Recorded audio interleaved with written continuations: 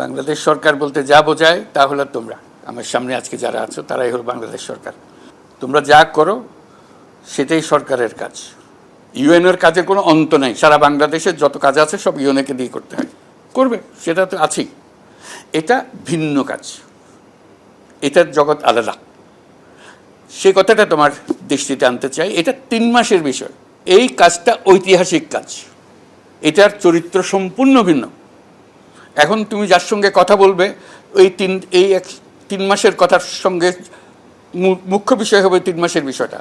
যার সঙ্গে করো সমস্ত প্রস্তুতি, তুমি নিজে প্রত্যেকটা পোলিং স্টেশনে যাবে যে দেখার জন্য যে এটা ঠিক আছে, কারণ তুমি হলে এটার কর্তা, তোমার ইশারায় কাজ হবে। আর বাকি বহু তোমাকে সাহায্য করার জন্য বহু লোক থাকবে সেখানে। এটা একটা ঐতিহাসিক দায়িত্ব, এই কথাটা যেন তোমাদের মনে থাকে যে এটা একটা ঐতিহাসিক দায়িত্ব। ভিশন ব্লেন্ডার সাইক্লোন প্রো সঠিক ওয়াটের শক্তিশালী মোটর ও শার্প কাটিং এজ ব্লেডের কারণে মাংস কিংবা অন্যান্য মশলা নিমেষেই হয় মিহি পেষণ। Vision blender cyclone pro. এই ঐতিহাসিক দায়িত্ব পালনের সুযোগ আমারও এসছে, তোমারও এসছে।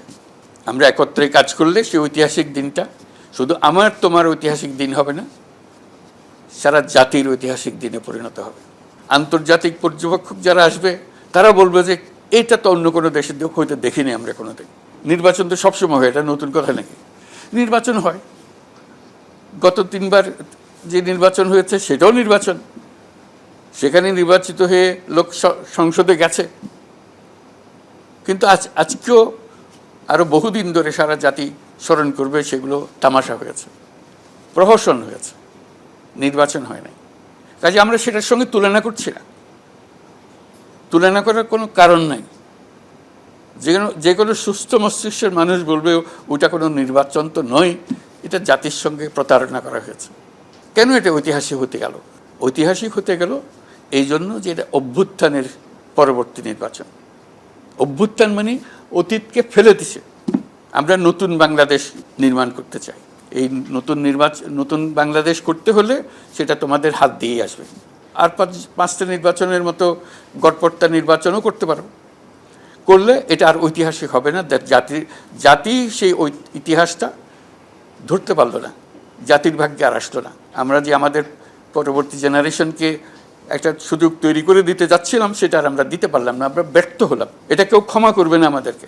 শান্তিপূর্ণভাবে যে যেভাবে ভোট দিতে চায় সেভাবে ভোট দেয়। কাকে ভোট দেবে সেটা আমাদের বিবেচ্য বিষয় নয়, আমরা সুযোগটা তৈরি করে দেবো।